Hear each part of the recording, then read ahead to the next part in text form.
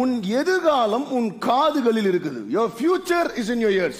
நிறைய தடவை கேட்டிருப்பீங்க, உன் எதிர்காலம் உன் கையில் இருக்குது, உன் வாழ்க்கை உன் கையில் இருக்குதுலாம் கேள்விப்பட்டிருக்கீங்க. பட் ஆக்சுவலா உங்க எதிர்காலமும் வாழ்க்கையும் உன் காதில் இருக்குது. Your future is in your ears. ஏன்னா எதை நாம் திரும்ப திரும்ப கேட்கிறோமோ அதை நாம் நம்ப ஆரம்பிக்கிறோம். Whatever we listen constantly, we start to believe that.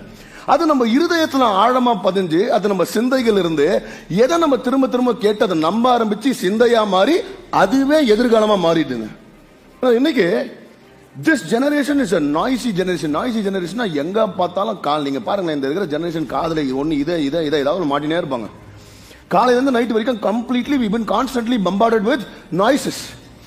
நல்லா கேளுங்க, ஒண்ணு நம்ம கேட்கறதுனால விசுவாசம், faith comes by hearing, but also fear also comes by hearing. காலையில இருந்து நைட் வரைக்கும் நம்மள பயப்படுற மாதிரியே ஒரு வார்த்தை. அதுவும் நிறைய பேர் வாழ்க்கையில பாத்தீங்கன்னா நம்மள சுத்தி இருக்கவங்க சொன்ன ஒரு வார்த்தை ஒரு பெரிய இம்பாக்ட் ஆயிட்டு இருக்கும். யூஸ்லெஸ், விளங்காதவன், இப்படி ஏதாவது சொல்லியிருப்பான். அது இப்ப மட்டும் இல்ல, பாஸ்ட்ல சொன்ன வார்த்தையும் கூட they have a deep impact on our life. அதனால ஆண்டவர் சொல்ற ரொம்ப கேர்ஃபுல்லா இரு, நீ எதை கேட்கறன்னு. ஐயா, இன்னைக்கு யார் வார்த்தை உன் வாழ்க்கையை உன் கடந்த காலத்தை பாழாக்கி இருந்தாலும் இன்னைக்கு ஆண்டவர் வார்த்தையை நீ கேட்டினா வரப்போகிற நாட்கள்ல இந்த வார்த்தை உன் காதுகள்ல விருந்து அது முளைக்க ஆரம்பிச்சு மரமா மாறுச்சுன்னா வரப்போகிற நாட்கள்ல இந்த வார்த்தை உன் வாழ்க்கையை மாத்தும். அதனாலதான் சொல்றேன், உன் எதிர்காலம் உன் காதுல இருக்குது.